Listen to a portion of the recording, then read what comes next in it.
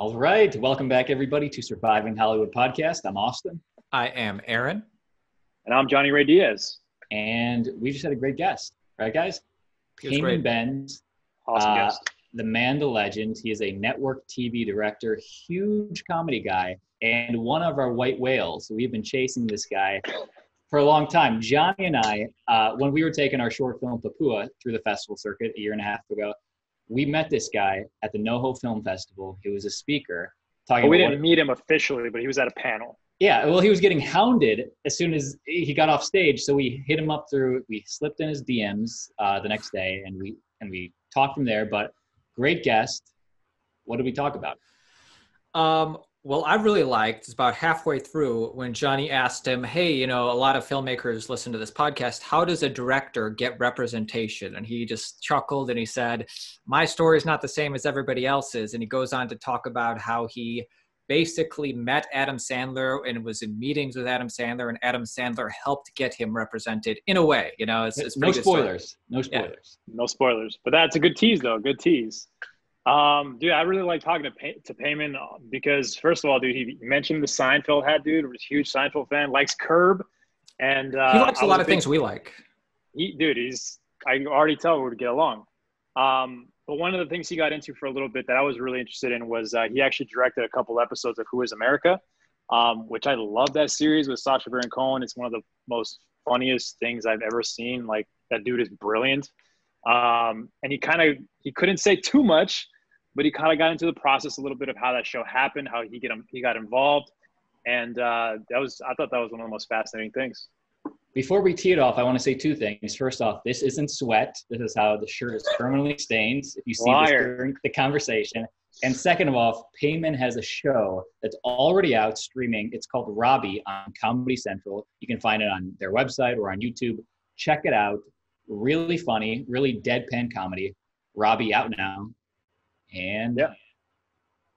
Any filmmakers, you guys are going to love this one. Roll it.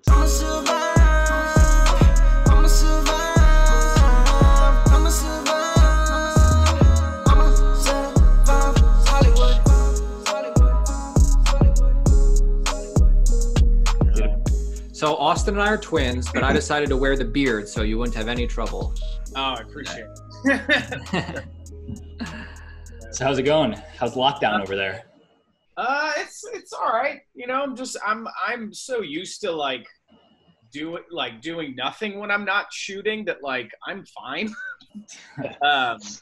I'm used to doing absolutely nothing. So it's all good. I mean, people are paying attention for the most part here. There's some people that are acting a little sloppy, but let's name names. Well, where are you? It's just neighbors. I'm in Los Angeles. Okay. Oh, okay. Yeah. Where are you guys? Where's everybody? We're in WeHo. I'm in Koreatown. Oh, nice. Okay, everybody's out here. I'm in Toluca Lake NoHo, in that zone. Perfect. Nice. Hot today. Yeah, it's freaking terrible. I luckily got the dog out a second ago. So the reason I'm looking down is I'm just trying to download something for a friend real quick. I love my wife. What's up with that noise? Oh, Jesus. I think that was him downloading something, right? Or we're watching something? It says a pre-release of Robbie. What's going on here? Somebody loves their wife. Okay, sorry about that. No worries. One of the actors in the show, Robbie, was asking for a clip that he did. Rory. So did I do this? Were you guys still shooting that when this whole thing went down, or was it already wrapped up? No. I think we finished shooing. Last June. It was a while ago. Oh, okay. Oh, nice. Let me I'm going to send this to this guy, and then I have nothing else to do. Nice. No worries. Like a true comedian.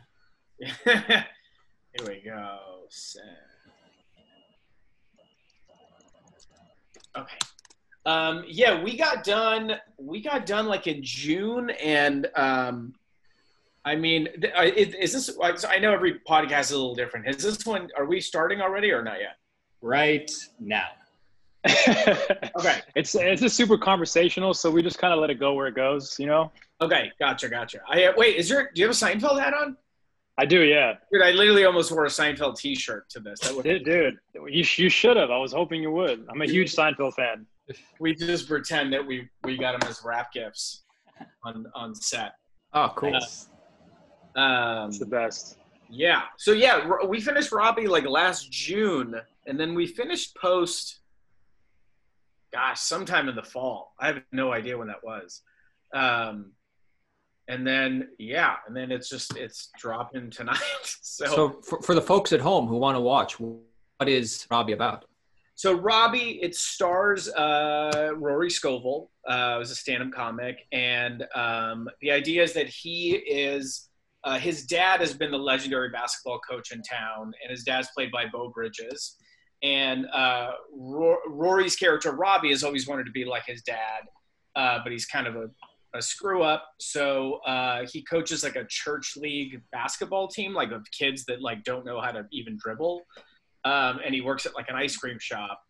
And then he's basically trying to get his dad's old job in the pilot. And then his ex-girlfriend, played by Sasha Baron, pops in and gives him a very big surprise.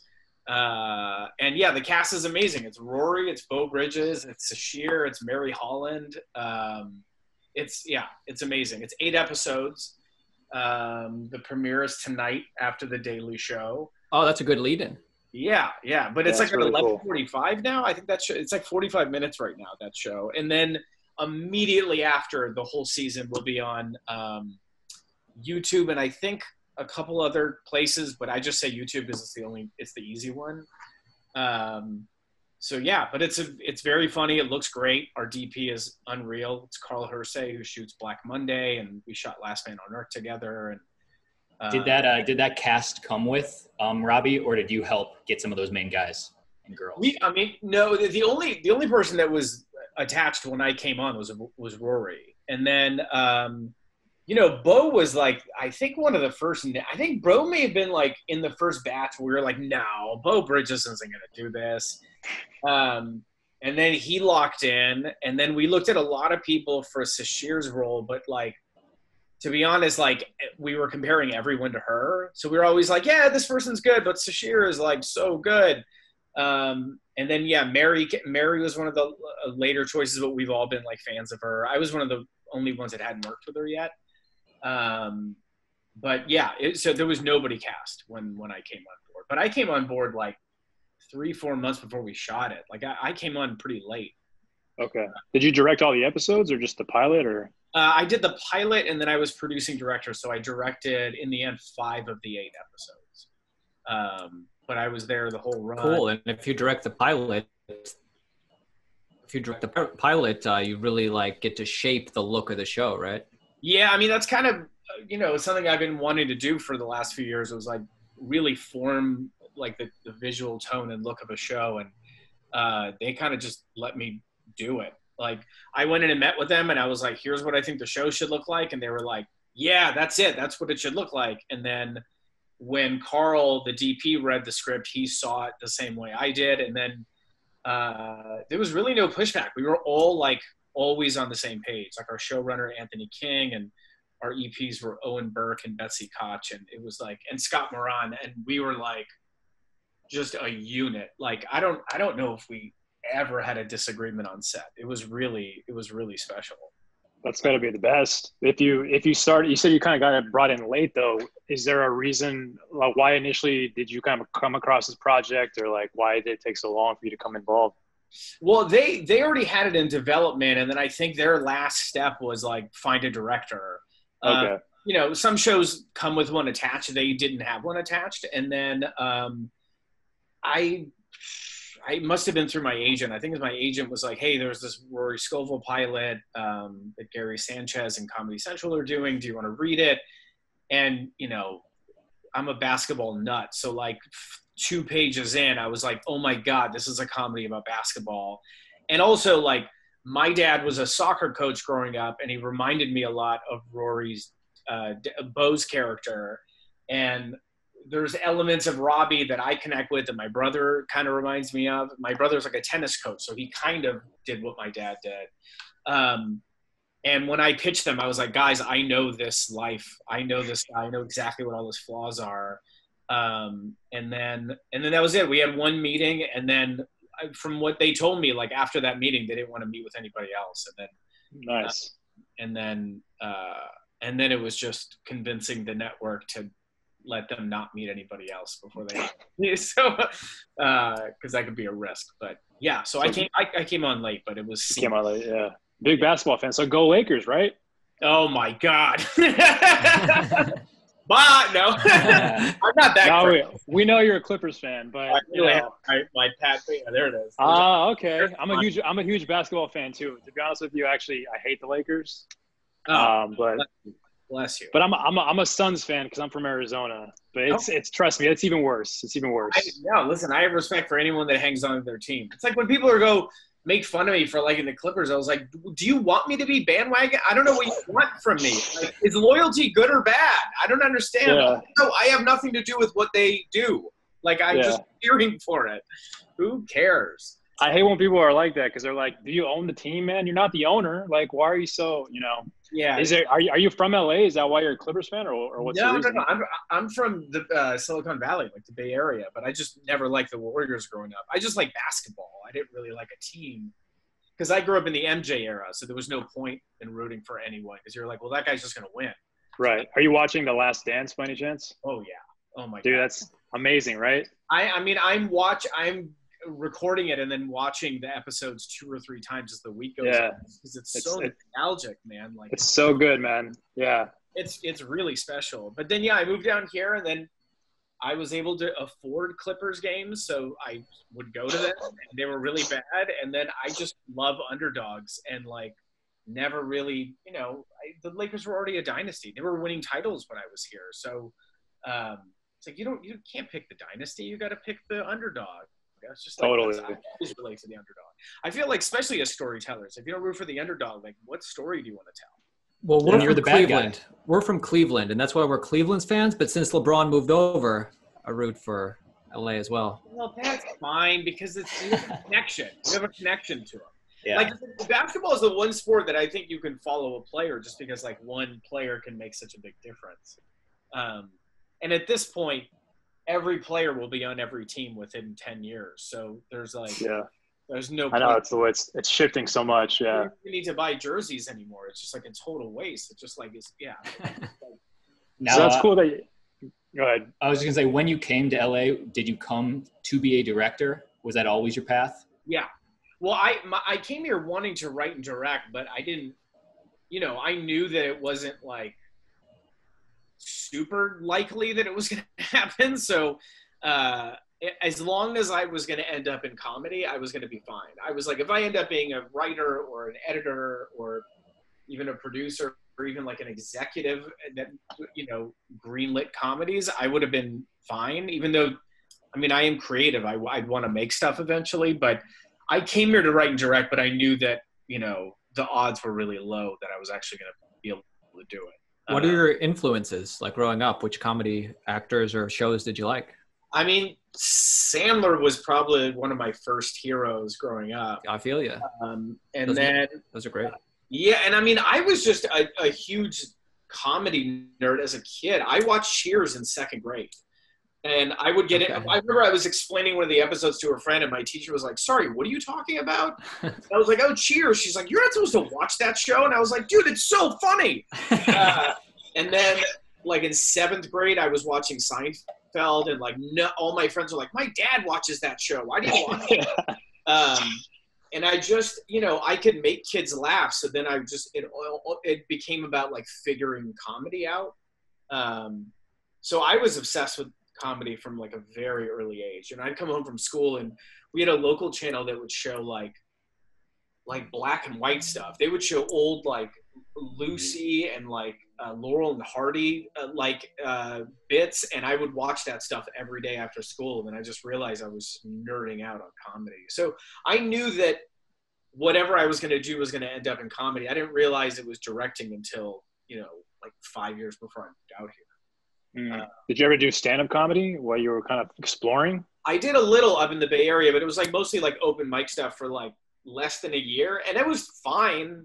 I didn't kill, but I didn't bomb. Like, but every comic that I met was so depressed, and like everybody was like, "Oh, wait till you have a drinking problem. Wait till you have a drug problem." And like, I knew comedy as a comedy fan. I didn't really know the sad clown. I didn't know that side.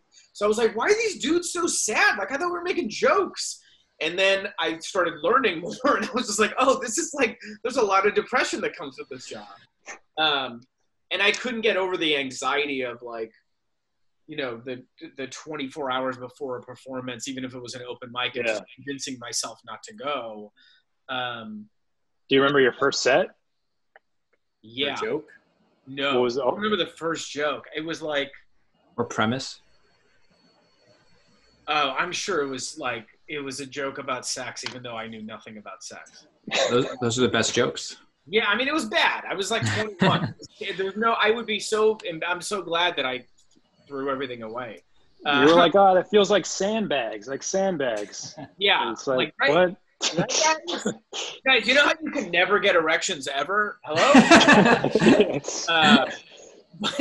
But yeah, so I tried that, and then I was like, no, maybe I'll write. I'm gonna be behind. I want to write, because I realized that what I would want to do on stage was telling stories. I wasn't really like a joke teller. Like, I like saying funny things, but I wasn't like, you know, I didn't understand set up punchline. It was just like, let me just tell a funny story with a bunch of funny like anecdotes in it. And then I was like, yeah, that's what I'll do. And then my best friend growing up, Bob, one day I was at his house, and he was at my house, and I was working on something, and then he was watching The Big Lebowski, and I looked over right during the first bowling scene with John Turturro, like licking the ball in the Gypsy King's Hotel California. You know, when you tell your origin story to someone, you're trying to find different ways of wording it because it plays like a song in your head. That's what I'm struggling with right now. I'm like, I always tell the story the same way. And I all the way through the 8-year-olds dude pederast, like that whole ending, and I had just never seen visual comedy. I was just used to like, you know, the Farrelly Brothers and Sandler stuff. Not that there was nothing visual in those, but those are comedy. Those are just comedy. Just your slapstick kind of fun, yeah. Yeah, and I was like, what? Like, look how technical this is, and it's so. And the technical is what was so funny. Like the editing of like when the beat drops and he starts dancing in slow motion, it's like barely off, and it's so funny that it's barely off. And I was like, what is this? He's like, The Big Lebowski. I was like, you can do this? And he was just laughing at me. He's like, yeah, this is the Coen brothers. They made like Fargo. And I was like, wait, Fargo was funny? And I didn't know, like, because I thought anything nominated wasn't funny. So, so then that was it. I was like, all right, well then I'm going to write and direct, because that's what I want to do. And then I realized, looking at my old notes, that like everything I had written was super visual. I just didn't consciously know what a director was. Like, I probably thought a director and a producer were the same thing at that point, but I would look in my notes and I would write things like, do a scene in a movie where blank, blank, blank. And there was like nothing. It was literally, I was writing shots before I even really knew what that was. And then it just totally made sense. And then I was like, I'm going to go to school. And I looked at like the Academy of Arts, and I was like, I don't want to be around a bunch of pretentious, like, jackasses. And then I was like, San Francisco State's too far away. San Jose State's down the street, and I don't want to drive long. So I called them, and I was like, do you guys have cameras that the students can check out? And they were like, yeah. And I was like, great. So I applied. And then I already knew enough. I knew at that point that it was up to me to just make stuff and learn on my own. So the fact that they had cameras was kind of all I needed. And then once I went, it was like, I was like, oh my God, I'm home. That was it. Did you move to LA right after you graduated? No, probably about a year and a half. I had like an office.com job for a bit after. And I was, you know, still shooting short films with my friends, and I had a couple of things in festivals. And then there was just a day where I was like, yeah, I can't do this anymore. And I went to my boss and I was like, I'm going to give you a 1-month notice. I'm going to move to LA. He's like, what are you going to do? And I was like, I don't know. I'm just going to figure it out. It was just time. And then that was January of 2006. So it was like a little over 14 years ago. So I took a a big leap of faith. Really, I knew nobody down here. I had one buddy that I went to college with that was like editing trailers, but that was it. So how do you meet? Like, how do you get a job as a director? Like, is it who you know? It ends up being that way, but like, you know, like for me, the first job I took in LA was for this company that's not around anymore. So this is, gosh, 06, 07. So this is before the iPhone. There was a company that would film stand-up sets locally, and they would make, they were calling them web series, but they were really like refillable sketches where, you know, one location, same bit kind of over and over again. And I was working in the office programming. So basically what I did was I looked at, I got the stand-up clips, and then I chose what Sprint users would see that week. Like what Verizon users, it was literally just technical. But I would have to go to the stand-up shows and like set up the camera and like pay the comics and go to the shoots and just be crew. And meanwhile, I'm shooting my own stuff that's like, you know, getting decent viewership online, and I'm in festivals, and my boss doesn't know or doesn't care. I just didn't really care to talk to him about it because I knew he would find a way to get me to do stuff for free for them. And also they weren't making anything good. And then one of the guys I worked with after a couple months was like, hey, do you want to come to the Improv and like hang out with my friends tonight? And I was like, sure. And then I went to the Improv and met like Nick Swartzen and a bunch of other comics that were in his circle. And then, you know, within a month, like Nick asked me to shoot a last second sketch for him that we played at the Improv, and then it went online and did really well. And then suddenly comedians just started hitting me up and asking me to shoot stuff. But at the same time, I had my own stuff that was starting to get viewership online. So when I would meet comics and they would look me up, they'd be like, oh, I've seen your work before. And then what was one of the more notable ones? Maybe we've seen it. Because we're huge fans. Yeah, I'm trying to think. I mean, there was one sketch that I did with this guy that starred this kid, Tyler Spindell, who's a director now, called I Love You. And it's very simple. It's very broad. It's him and this girl, Fiona Gubelman, who's in that show, The Good Doctor now. It's a very, very silly, I mean, honestly, if I think about it, like maybe a little problematic sketch. But we made it in 2008, and it was on Valentine's Day on the front page of YouTube. And oh, nice. It was the first time we got on the front page. And that's when the front page like meant something. Like when people would go on the front page and they would get flown out to LA the next week. Well, now it's all curated by YouTube. Well, yeah, now, and it's all algorithm. I mean, they used to have people, that's when I was getting featured, they had people there that would actually watch the stuff.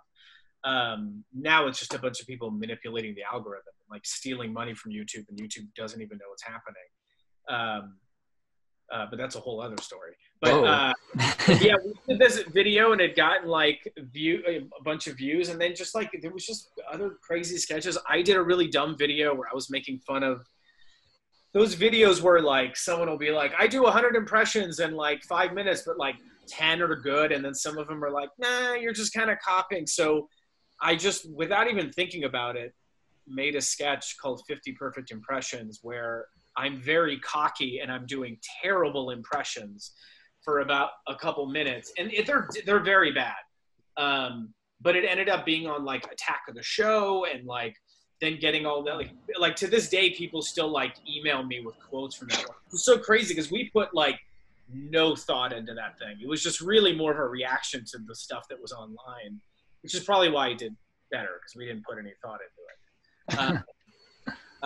And then there was just the stuff that I had in festivals that wasn't online. And when I would show it to these comics, they would be, you know, they wanted to start working with me because there was a lot of people putting stuff out in those first couple of years of YouTube, but like I had a DP. He was really good. And like, so I was making funny stuff that like looked good. It was lit well. It wasn't just like everything blown out or one bounce board or like whatever, you know, that look that was very familiar in like the late, 2000s. It was cinematic. Or more cinematic. Like that was always like the thing of like, it was always like make stuff look and feel like the stuff you want to make later, because that's the only way people are going to know what you like, how they know what your style is, which is ultimately what led to me like abandoning the whole idea of YouTube at one point, because once the YouTuber world started forming, I was like, sorry, what is this? Like, I thought we were just distributing on this website. We're pretending this is what we wanted to do the whole time. Cause like the same kids that were doing it were being like, man, screw Hollywood. But then Hollywood will call and they would like go running like right away. You're like, well, just be honest. Like we all want to do it. But I just was seeing so much like it didn't feel like it was about quality. It felt like it was just about, hey, you made something, you should be proud of yourself, pat yourself on the back, instead of like, what could I have done better? What was wrong with that one? Like, you know, I would shoot stuff that I wouldn't even put out. Like once I would cut it, I'd be like, yeah, this isn't good enough. I just put it away. And I wish there were more of that on YouTube, where people just shelve it, man. But yeah, it was just, I just never stopped shooting. And I think, you know, I was also lucky to be here at that time when like YouTube was really, you could get seen on YouTube. The studios weren't making stuff for YouTube yet. Like not even close. They weren't even watching they weren't even on the website. But I was also here when like Funny or Die was coming up and College Humor was a thing. And the original College Humor, so funny. Yeah, like there was some really, I mean, they were just producing really good stuff. And so your stuff was getting seen. Like even if my stuff wasn't getting like millions of views, I knew that industry was watching my stuff. Like I knew that if I was featured on Funny or Die, the people that would eventually hire me were looking at stuff on that site. They were not on YouTube, like sifting through everything. So, I got very lucky with the timing. And then also it was like this renaissance of sketch that then led to all the sketch on TV of Key and Peele and Kroll and Schumer and all that. But there was so much online in those like 3 or 4 years. So there was just tons of stuff. And like everybody had a script. People were constantly sending me stuff to shoot. And then I just abandoned writing at one point. I was like, these people are way better writers than I am. I'm just going to shoot their stuff. Was Key and Peele like one of the first major things? I guess that was later. I guess what was the first thing that you got hired for that you, in your mind, you were like, okay, this is another level? Because I see you've done Tosh. I've seen you done like tons of stuff. Yeah, well, Tosh was, it's so weird that they gave me a credit on there because they would pick like, they would just show a sketch that they would find online like once a week or whatever. And then I just had a couple sketches that were on there. Okay. So I actually had nothing to do with the show. It's just like, I feel bad. I've had people hit me up to ask for jobs on that show, and I was like, I really have never. Do you get residuals for having a credit on that show? No, because I think Tosh does a thing where they only show like the minimum amount of a thing to where they don't have to pay people. Like that show is a low budget, and I think they kind of dance around the rules a little bit. But so what was the first? Yeah, go ahead. The first thing was like, I mean, the first gig I had was like legit gig was about almost 5 years after I got here.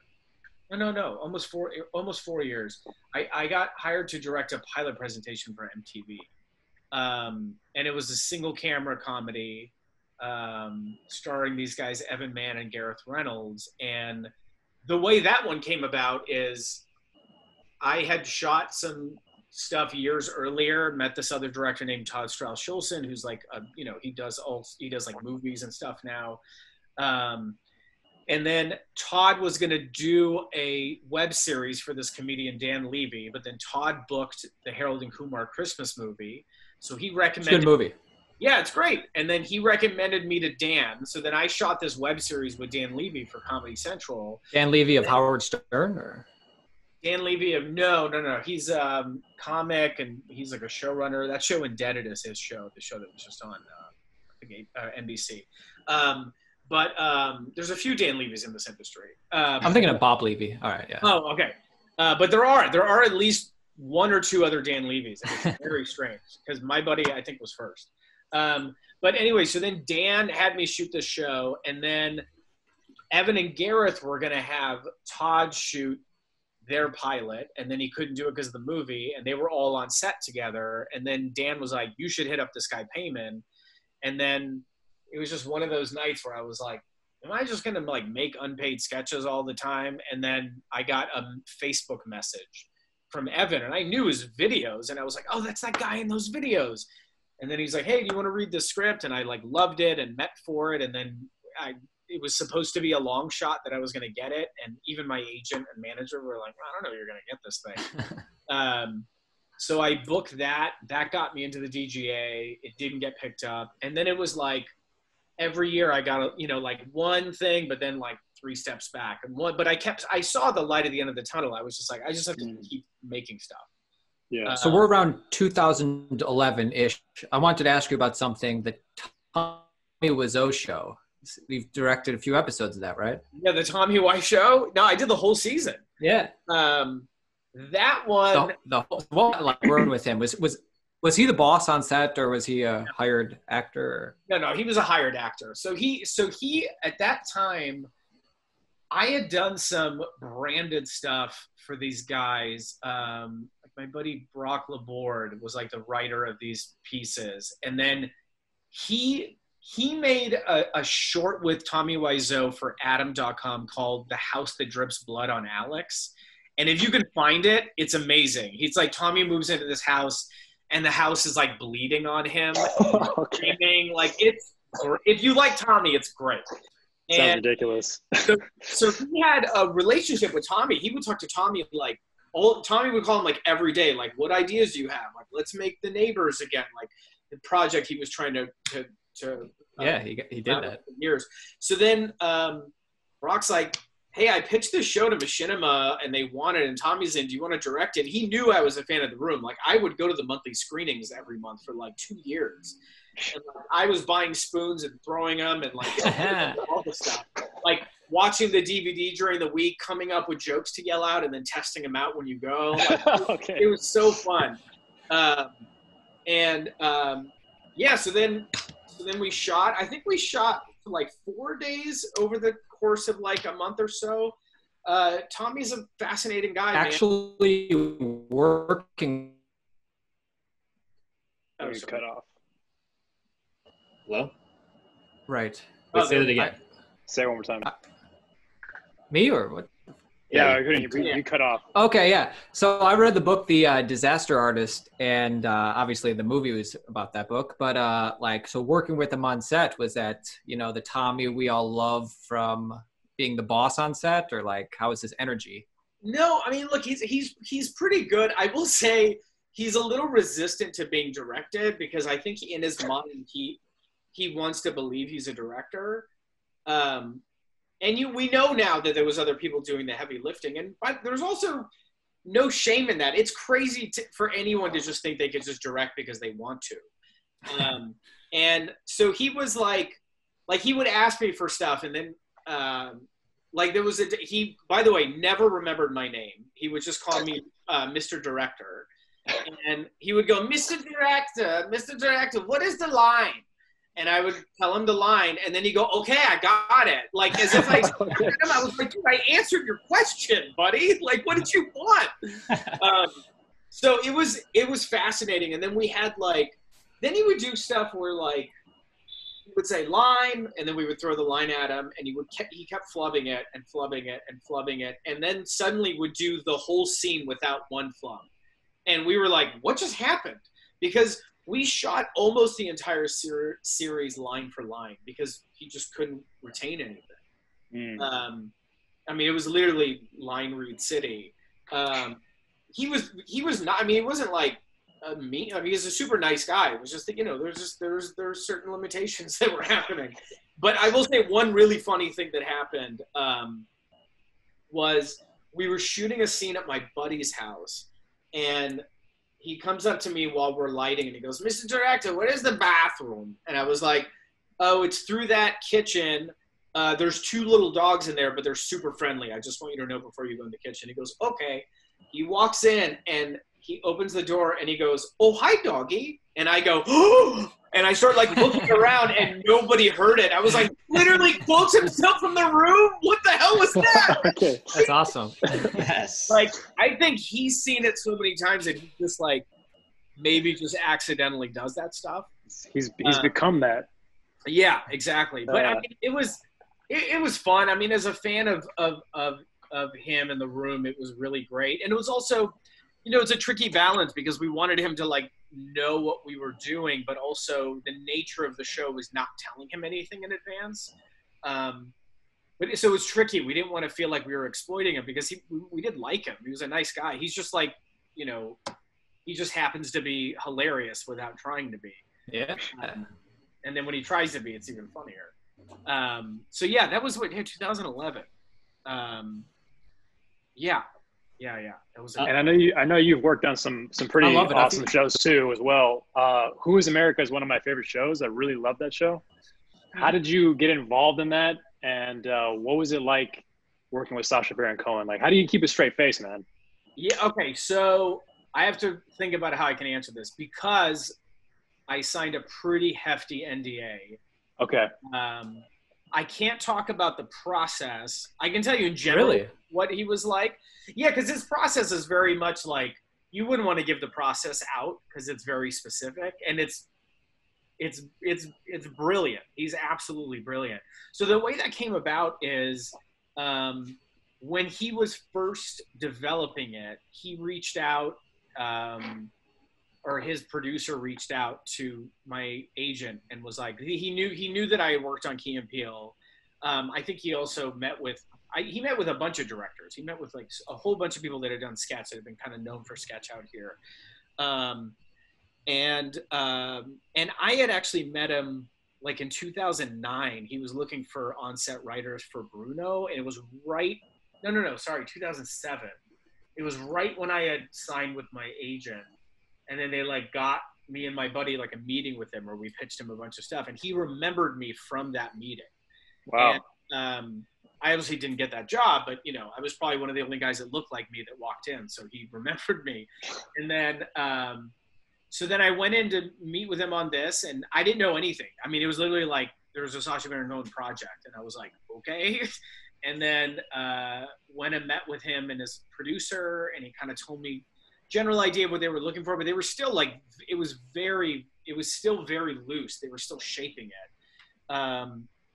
I think I was at a meeting with him for like maybe an hour and a half, and then he wanted to watch one of my sketches like right in front of me. And I was like, no, watch this later. And then the producer was like, you should watch this Key and Peele one. It was this one called Severed Head Warriors, which is a good sketch, but there's no dialogue, right? Yeah, there's no dialogue and there's no joke for the first like 80 seconds. So for 80 seconds, I'm just looking at the back of his laptop with just like him staring at his like computer. And I'm like, oh my, I'm watching a Sasha Baron Cohen reaction video. And then slowly the jokes roll in and he starts nodding and he's like, very good, like it's like master.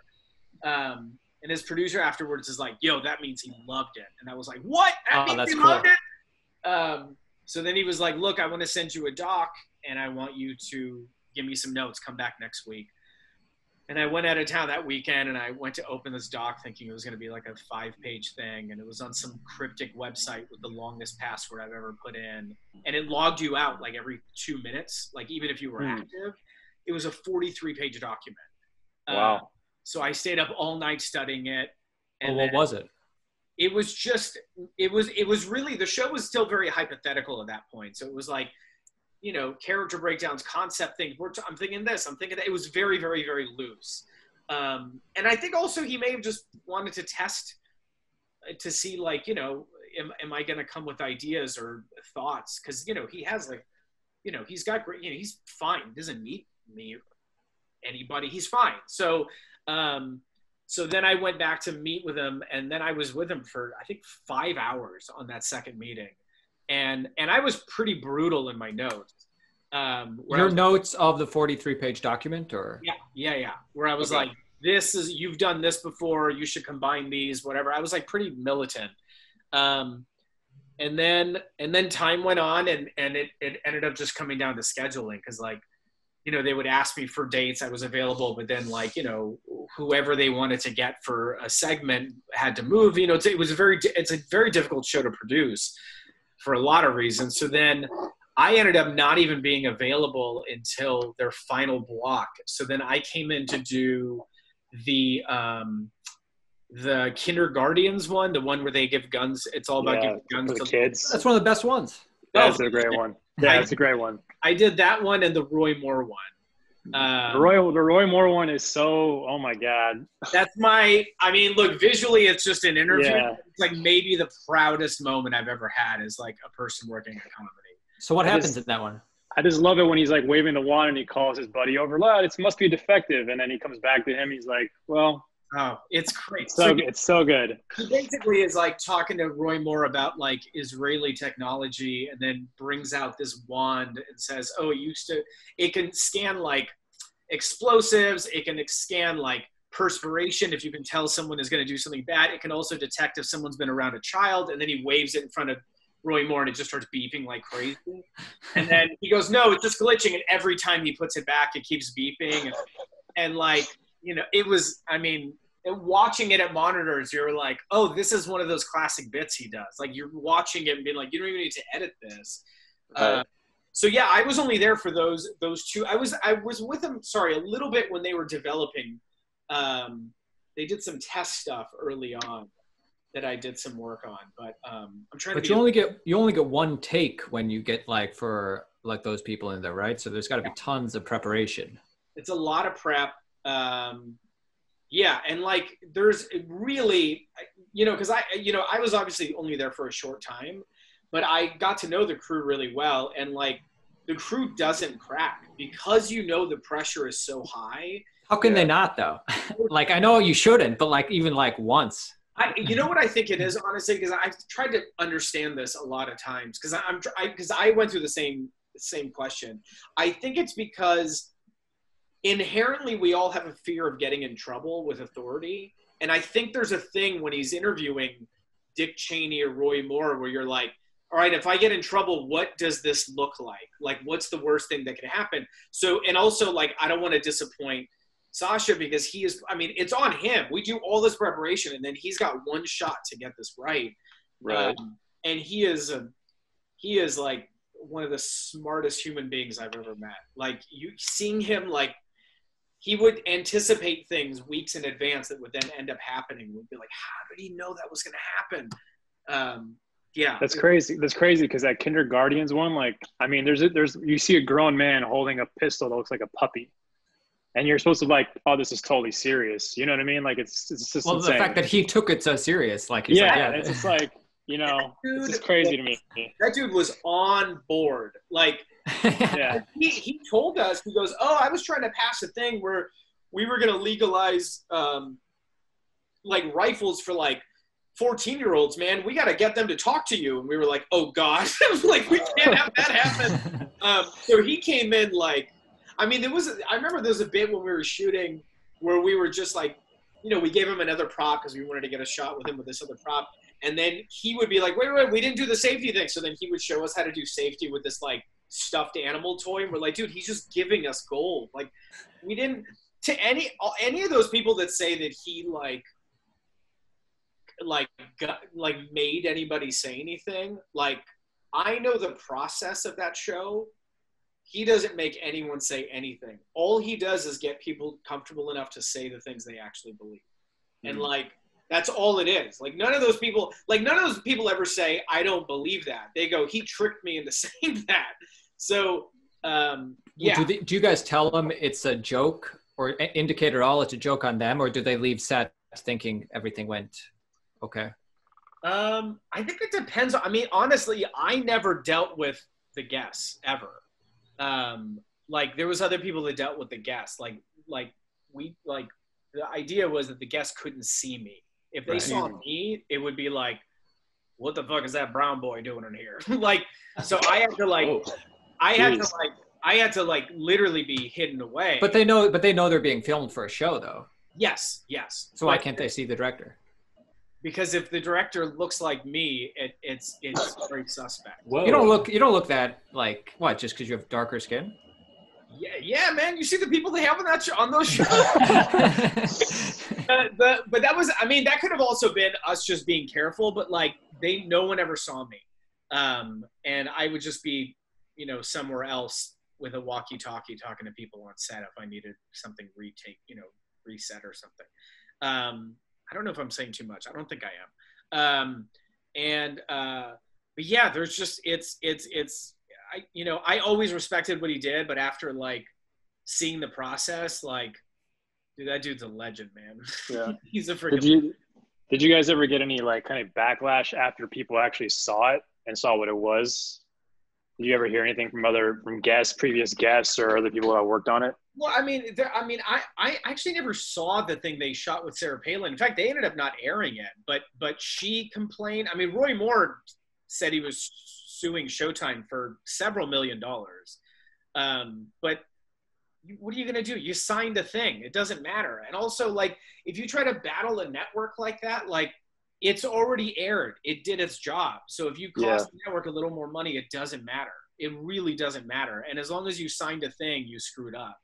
And Roy Moore is also like no one likes Roy Moore.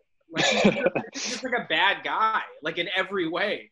So there was like nothing more enjoyable than to ruin his Valentine's Day, because we flew him and his wife out to DC and we shot that on Valentine's Day. Oh, geez. So I guarantee we ruined Trump said you go out and vote for Roy Moore. Yeah, so exactly. I'll take it, man. Yeah.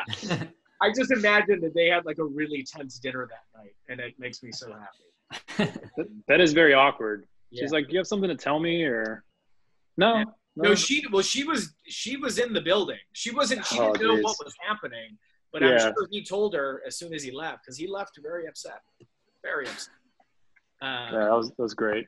Yeah. Man, that was fun. I haven't thought about that in a while. Jeez. There's so many questions to ask you, but obviously we don't want to keep you too long, but real quick, because it is a big thing. What was it like getting involved with Key and Peele? Because obviously those guys are like a staple. Mm-hmm. And, you know, after Chappelle, Key and Peele kind of became like this huge thing. You directed an Academy Award-winning director. Right. Yeah. What was it like working with him? I did not. It's so weird. I never put that together. Like, I know he won, but I was like, oh yeah, that's crazy. That was like 3 years. He was often directing himself on set. He's like, yeah, I got this, man. Yeah. Well, I mean, honestly though, a lot of the writing that Jordan did was highly visual. So like, when I learned he was going to direct, I was like, oh yeah, that makes sense. And he's probably going to be really good at it. Like the same, you know, I thought the same thing. As soon as I heard Seth Rogen was going to direct, I was like, shit, he's going to be really good. And then we're not going to see him as an actor as much anymore. Because I know he's going to, and he does. He thrives as a director. He's so good as a director. The way I got into Key and Peele was I'm good friends with Peter Atencio, who was the main director of that show for the whole run. Like, he directed every frame of the first 4 seasons, and then in the last season, he brought me and this other directing duo, Fatal Farm, on to do about a dozen sketches each. So Peter had always kind of planted a seed with me that was like, if I ever can't do them all, I'm going to bring you in. That's awesome to have a friend like that. It was amazing because he showed me the pilot and I was like, oh my God, this is going to be such a big hit.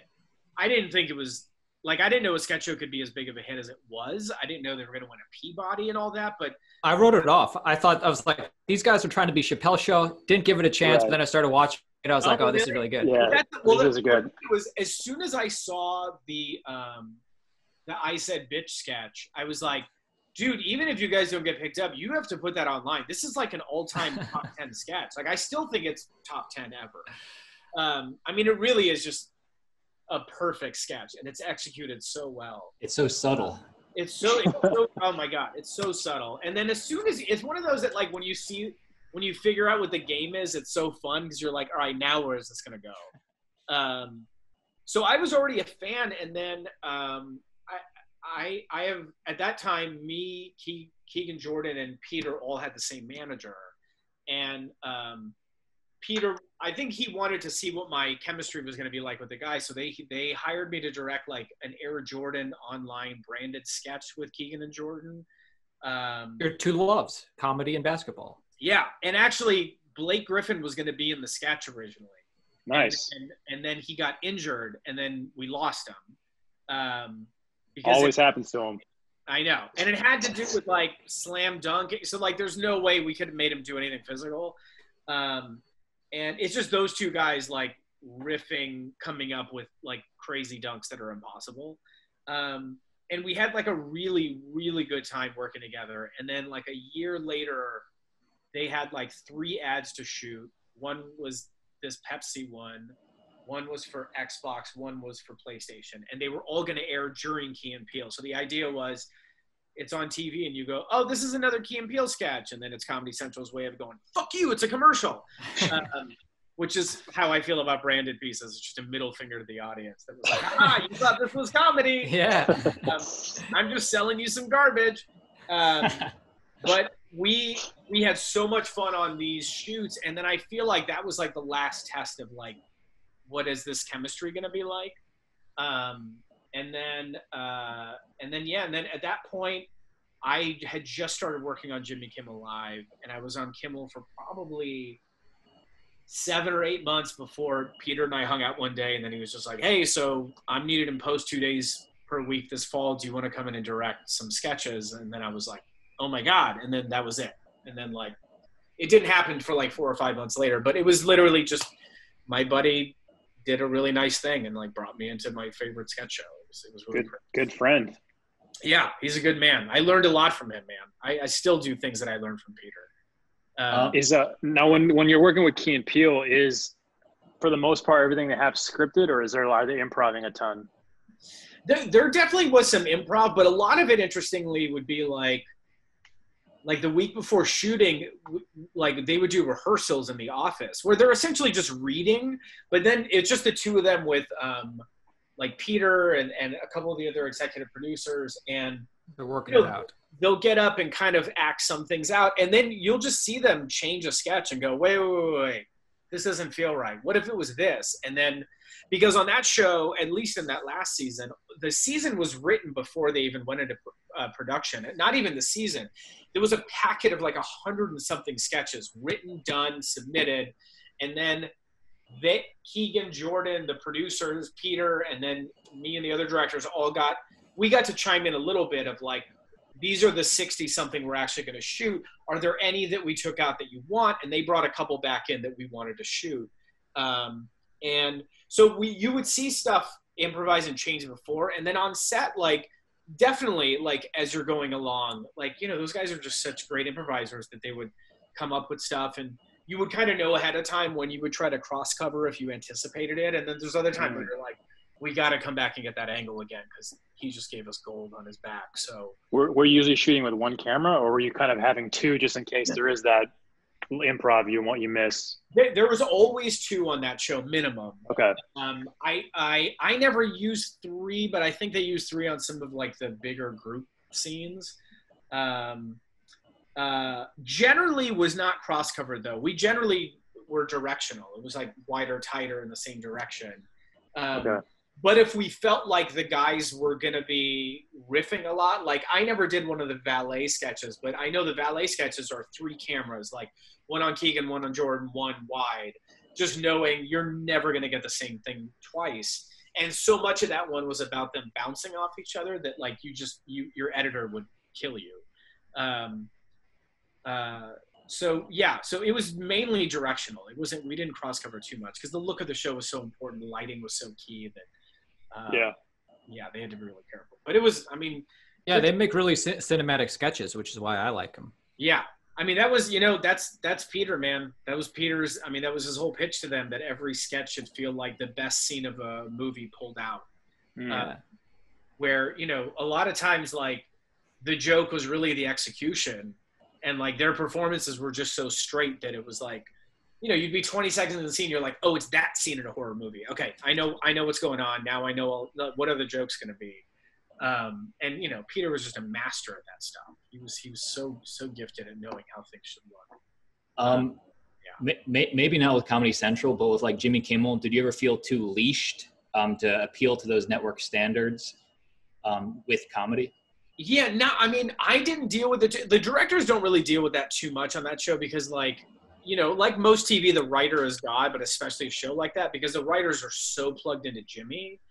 But there was very little improv ever. But I know that there was like, there was a lot of stuff that probably got pulled out. A lot of the stuff I did on that show, especially early on, were their branded pieces because they were struggling finding someone that could like make these things funny, but also like please the clients because, those clients are so wound up.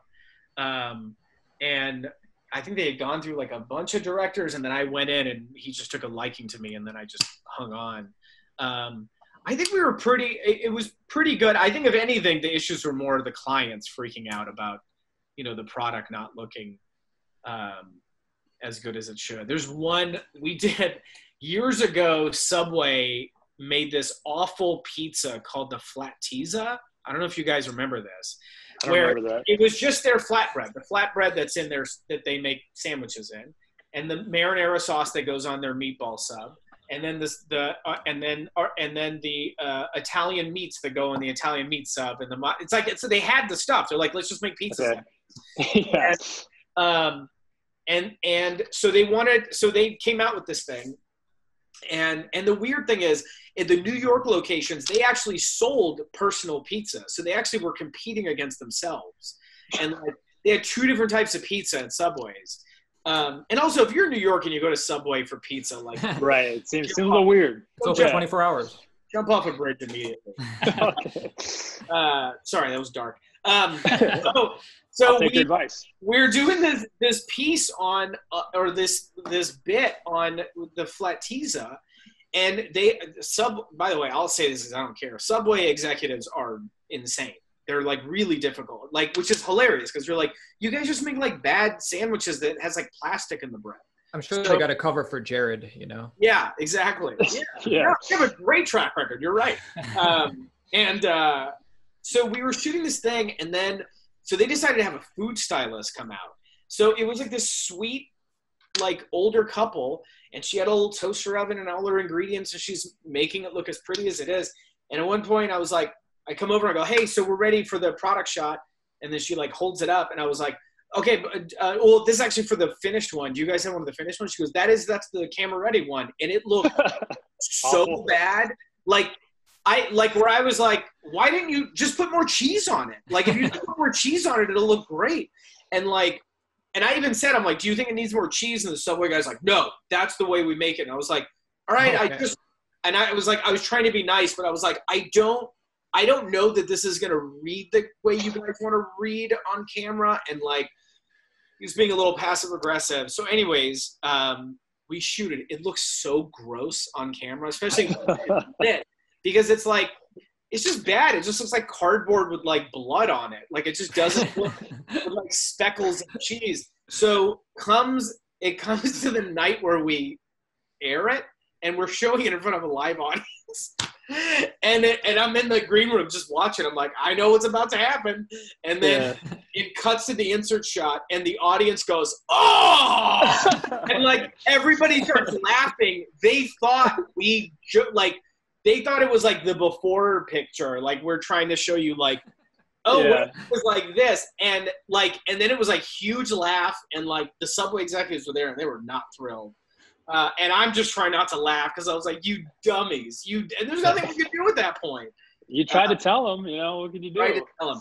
So that stuff, because I didn't have to deal with, I'm sure the writers deal with a lot more on that show. On my end, it was just dealing with, ad people that were scared of their bosses. But I loved working on that show, man. Jimmy is the freaking coolest boss. That dude rules. That guy's awesome. I didn't want to backtrack too much, but you kind of touched on it a little bit earlier. We have a lot of filmmakers that listen to us, and we're also filmmakers too. How did you first initially get representation? And because you said you also shared a manager with Key and Peele, right? Yeah. So how did it, for a director out there that's looking to try to get that done, what's the best avenue, or did it just happen? I would say I'm hesitant to tell my story. I will tell it because it's one of those annoying. So easy. It just happened a little quickly. But then what happened in the years after was kind of the lesson. But so basically for me, I was doing all these shorts and sketches, and I had a relationship with the Newport Beach Film Festival because I had a short in there in 2005 and 2 of them in 2006. One as a director, one as a producer. And then in 2007, my buddies and I convinced them to give us an entire shorts program, that was going to be mostly our stuff. And then I was like, dude, this YouTube website has all these really funny short films. Like, your audience has probably never seen this stuff, because YouTube had been out about like 9 months at that point. And so they gave us a program, and one of the shorts that I found that a friend showed me, unbeknownst to me, ended up being made by one of Adam Sandler's nephews. And I didn't know. He didn't have the same last name. He didn't, no one told me that. So then, but I knew that going into that festival that Sandler had seen the sketch that I shot with Nick Swartzen, because Nick had told me, and I was like, Adam Sandler saw a thing I shot on my DVX 100. What? And then we go to the screening for the festival, and Adam showed up, and he showed up to support his nephew. And I went and introduced myself, and he was really nice. And I was like, hey, I just want you to know, I'm the one that picked a short, and I did that one with Nick. And he was like, oh, and he's like kind of piecing it all together.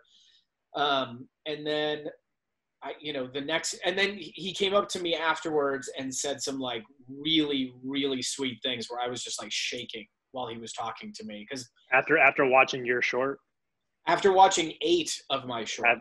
Okay. So it was like he watched all these shorts, and some of them I was in, some of them I was like just directing, some I produced. And I'll never forget it. He was like, let me talk to you, man. I thought he left. I figured he left after his nephew's short. And he walked up to me and he was like, let me talk to you. And he takes me aside. He goes, you're really good, buddy. You're really good. He goes, the writing, the directing, the cutting, like, you're really good. And I was so scared that all I said back to him was, thanks, man, you're good too. like we were total same level. Yeah, we're on the same level, man. He's yeah. Like, Ollie. And he totally smirked because he knew I beefed it. And and then he was like, can you do a Palestinian accent? And I was like, I can learn one, because he had just seen me in a bunch of stuff, and he was casting You Don't Mess With Zohan. Zohan, yeah. And a good one. And this was 2007, so like, the Middle Eastern, comedic voices that we know now, like, weren't really out there, and he just saw this one guy over and over and over again. So I was like, I can try to learn one. He was like, all right, I'll have Nick call you. And then the next day, his nephew called me that was like, hey, dude, I have this idea for like a really quick sketch we could shoot before I go back home. Would you be down? I was like, sure. And I just got my camera and I went over there and we just started shooting this like weird sketch. And then we were just hanging out. And then he was just like, hey, my uncle's going to come say bye to me. And I still didn't think it was Adam. I was like, God, he's got a lot of people that live in this city. And then Sandler walked into this gross house in Hollywood that these comedians lived in that was just like so filthy, and he's holding his first daughter and she's like a baby, and he's like, honey, this is how degenerates live. And the first thing he said to me was like, hey, Payman, I showed the website to everyone in the office. Everyone thinks you're really funny. And I was like, what? Like, because I didn't give him anything, like a card or any of that stuff. And I was like, oh, that's crazy. So then he was there for probably like 20, 30 minutes. And I was just on fire making him laugh. And I had never been possessed like this before. And I left, and his nephew called me and he's like, yo, my uncle loves you. Like, call his office. And then I get home and the head of development's like, we want you to come in for a meeting. So I like went in for a meeting, and I'm like, I know 3 people in the city. And I'm like, what is happening? I remember pulling up to the gate, and the guy thought I was a messenger, and he was really rude to me until like the ticket printed, and you realize that I was like a guest. And I was like, he was so funny. I was just over in 1 second. He was like, oh, sure, just pull up here and we'll go park your car. It's like Pretty Woman.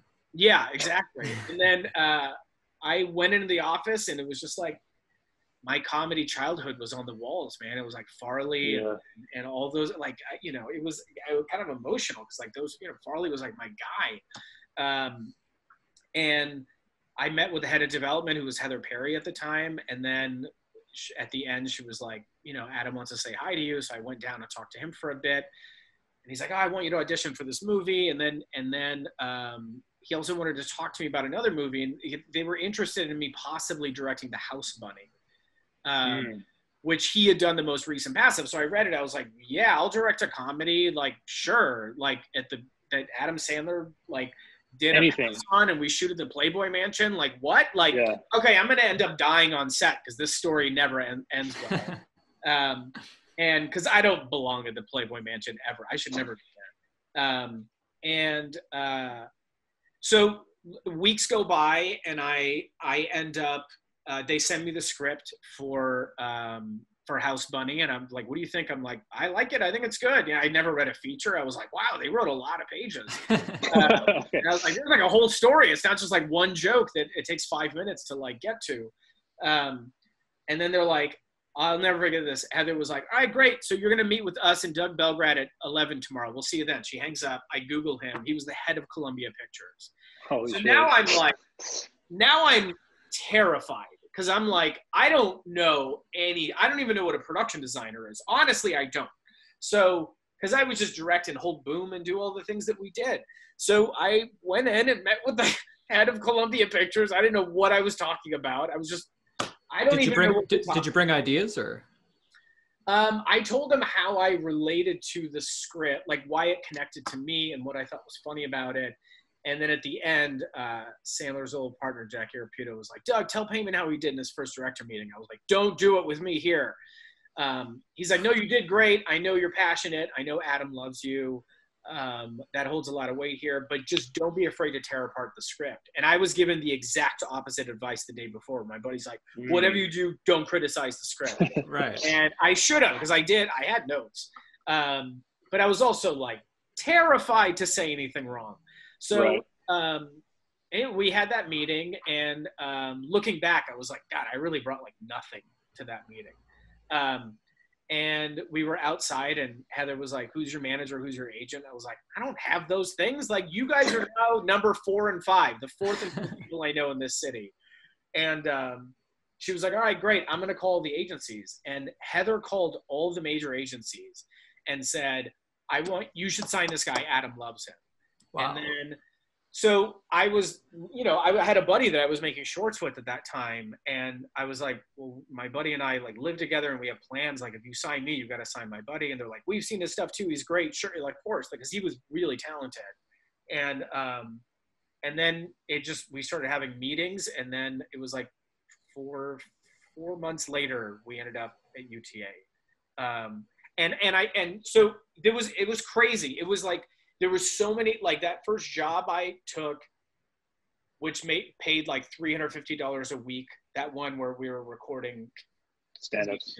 I was burning, my savings were just burning away. I took this job that everyone told me not to take. I ended up meeting a guy who introduced me to Nick Swartzen. I did a short with Swartzen that Sandler saw.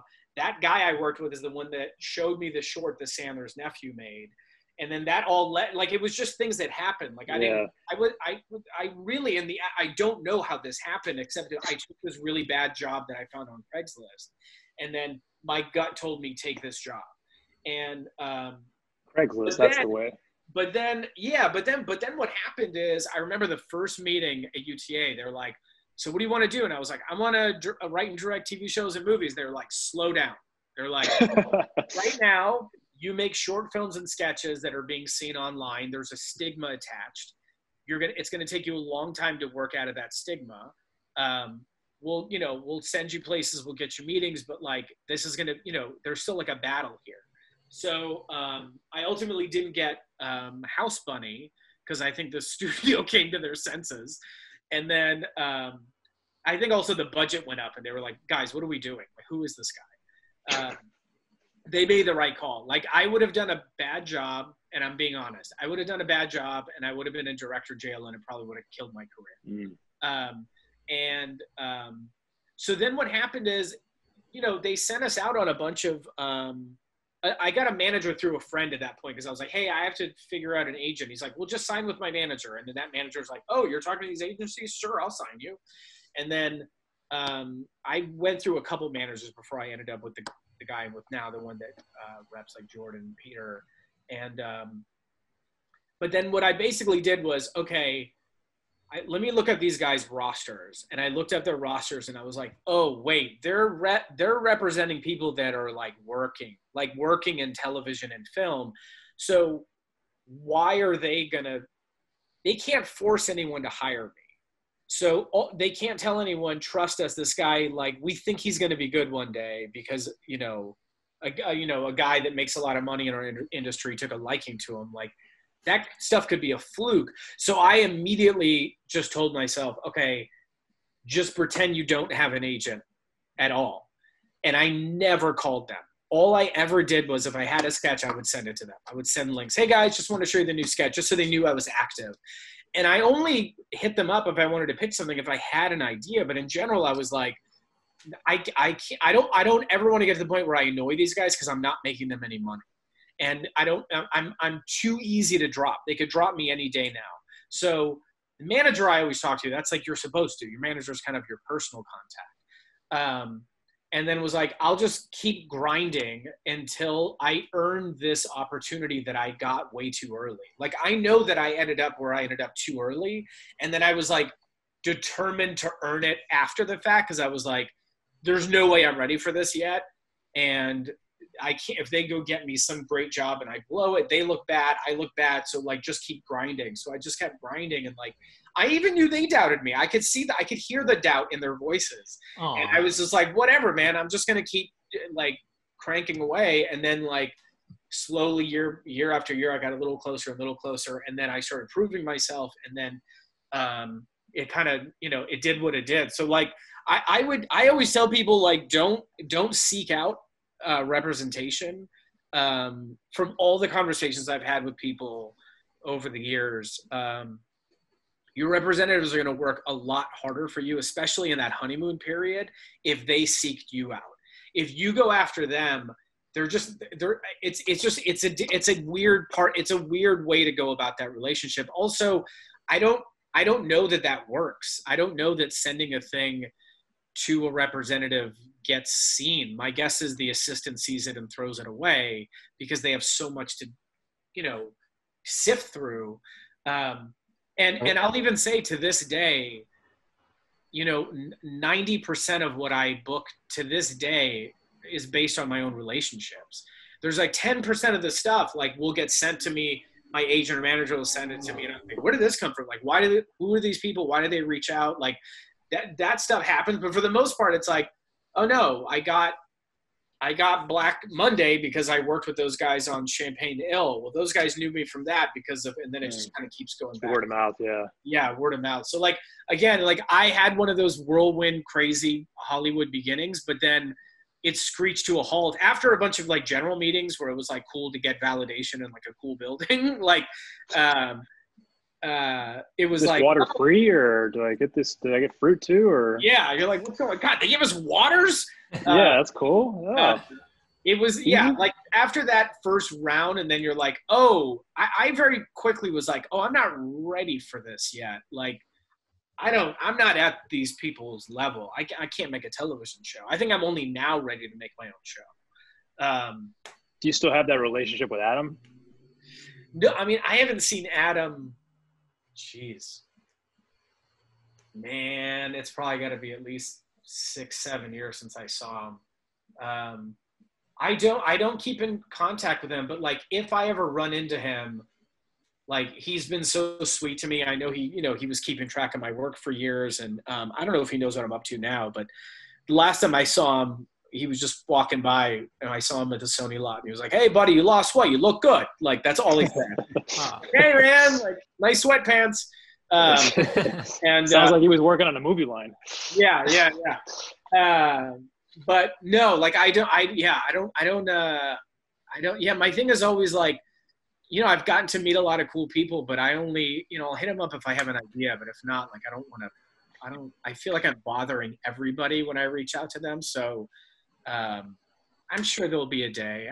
In my back pocket, I have a dream of doing a dramedy where I can try to, bring him in on some like crazy role, but we'll see. I think he's busy. He seems like a busy guy. One time we met Nick Schwartzen at Barney's Beanery, and Is there a lot? Is there a lot? He has his own stool. But he said, we're talking to him, and then he said he'd do our podcast. Then we texted him like the next time, and he was like, "Oh, I'm sorry, I'm getting like dental work done." And then we just kind of got ghosted. He always, ghosts us. Oh, man. Oh, shit, that sucks. You want me to call him? Yeah. Actually, I haven't talked to Nick in a long time. Jeez. No, you don't have to call him, but I appreciate that. Guys, he probably doesn't even have my number anymore. Who's this? Oh. I have one final question for Payman. I don't know if you guys do, but Payman, this is very specific. If you wanna call this question dumb, then please feel free. But like most of our gigs, myself, Aaron, and Johnny are guest stars, co-stars on network shows or cable shows, and so we connect with the director that day, but he's really has a relationship with the series regulars. Right. Like, would it be inappropriate, like if I update my reel and I worked with this director for 2 days or maybe 1 day on a guest star type thing, is it inappropriate to like, hey, just send him like, hey man, I got this new credit, wanted you to know? If you've worked with that director, I don't think there's anything wrong with that. Like, you've already worked with them. Like, I feel like if I get like something sent to me cold and I don't have a connection to the person, it's difficult because I have like just an inner guilt that like if I don't give them the full attention, like I feel like I'm being a jerk. And also if I do it for this person, what if they tell their friend and then I get like more? I've had it where I'll give notes and then like I get sent an onslaught and you start to feel bad. But like once you've worked with someone, like, yeah, like all we want to do is work with the same people. Like, I don't think there's anything wrong with that. Okay. Like really, truly. Cause I feel like I've had people do that and I'm always like excited to see what they've been up to. But I'm talking about guest star. So it's like, oh, he was there. No, that's what I mean. Yeah. Okay. And I personally, I love the like connecting with the guest stars when they come in because I feel for you all. Like that's not an easy gig. Like to come in, Yeah. you usually probably get the least amount of takes of everybody. And it's usually you across from the star. And like, if it's already weird being an episodic director because you're the new kid at school for every 2 weeks. But to be a guest star, you're the even newer kid because now I'm already like acclimated. I'm in the world. Yeah. And then you've already been hazed. You're in. Yeah, like I won't mention the show, but I remember a show where we had this guest star on. He was doing great. But when we were discussing notes, it just got quiet on set for a second. And I was looking at him in monitors and I was like, sorry, I got to go give him a note now. He's getting insecure.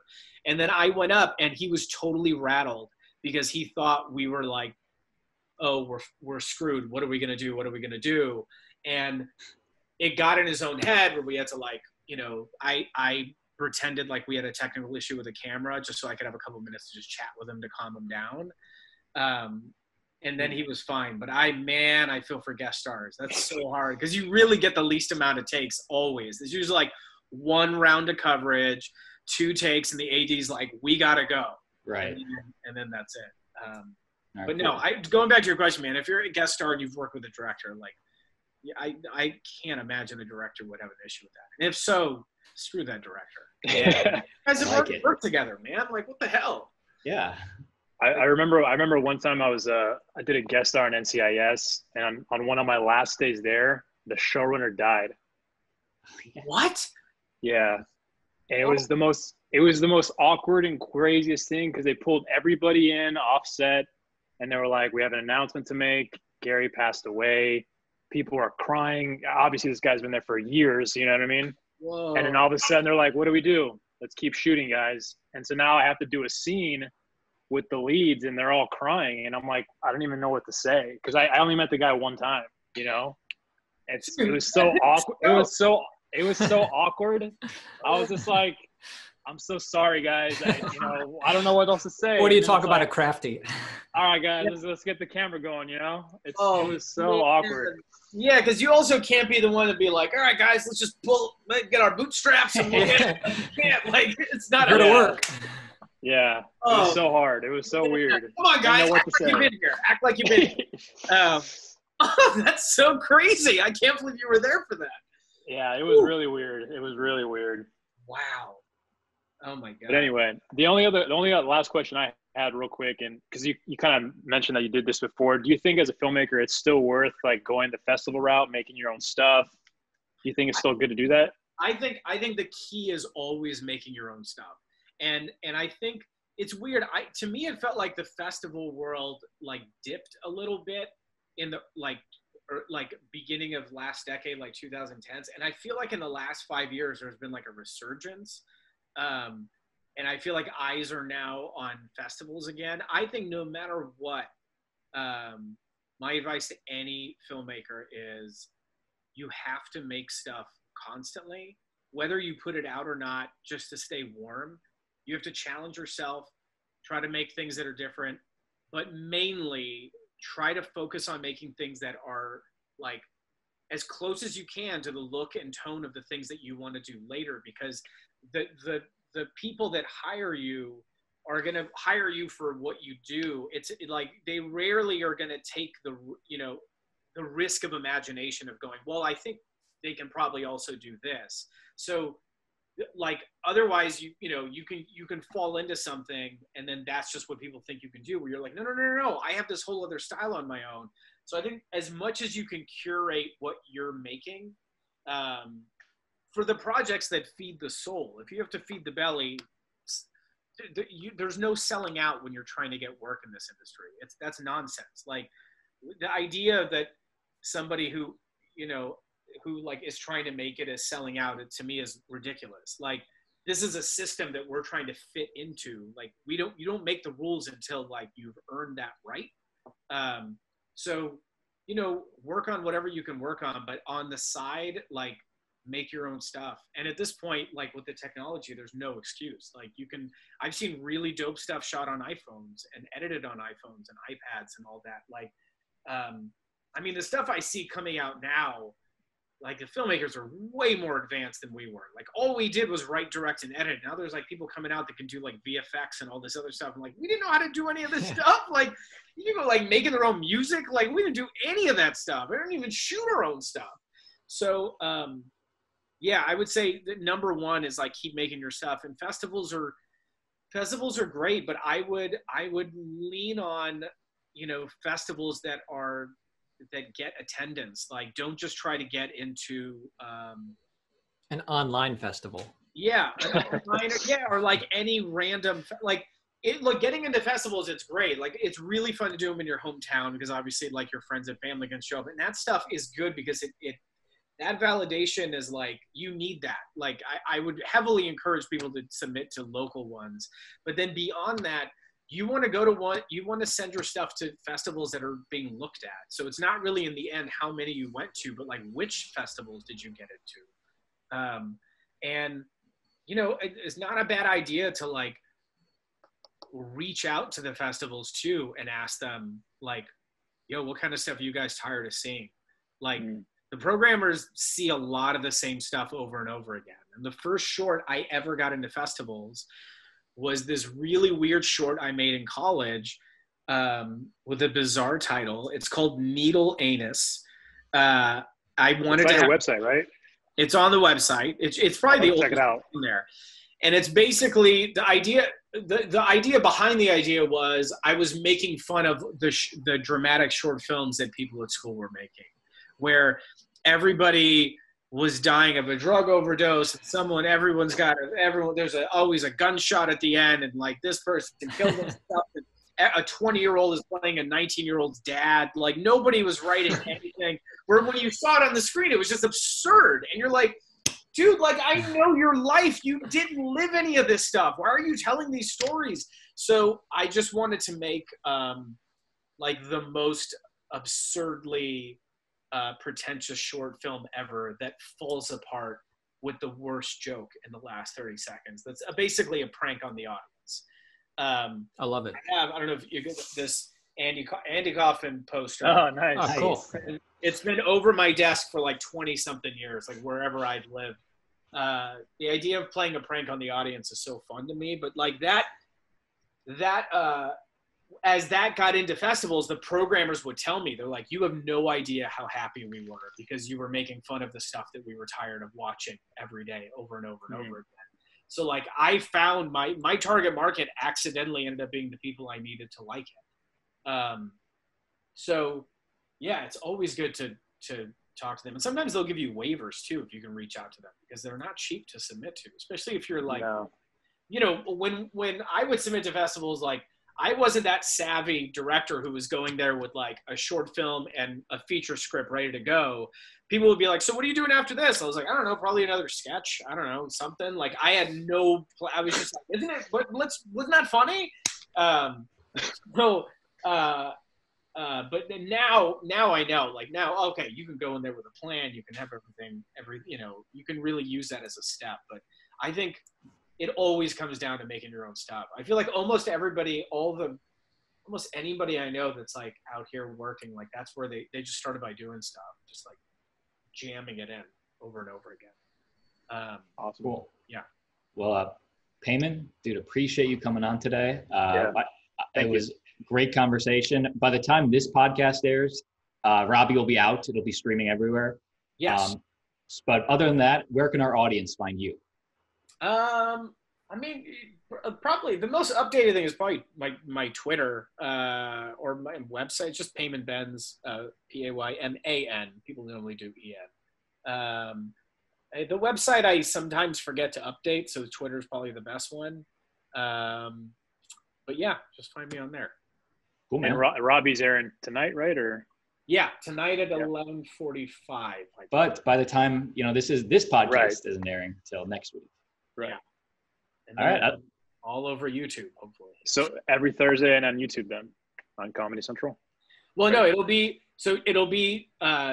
tonight. The pilot will air tonight, and then the entire season is going to to be online tonight. Awesome. Okay, He mentioned that at the top, Johnny, if you weren't listening. That's right. I'm sorry. Yeah. Wait, what was that? What was your name again? I'm sorry. Dude, is that a Seinfeld hat? Oh my God, yeah. How did I even get there? All right. Hey, good night, everybody. All right. Thanks a lot, Pam. Appreciate it. Yeah, for sure, guys. Take care. Well, we did it. I told Payman that he should stick around an extra minute after. I know we all did it well. Okay, cool. Great. I mean, we have nothing else to say, but really, thank you. It was awesome having you on.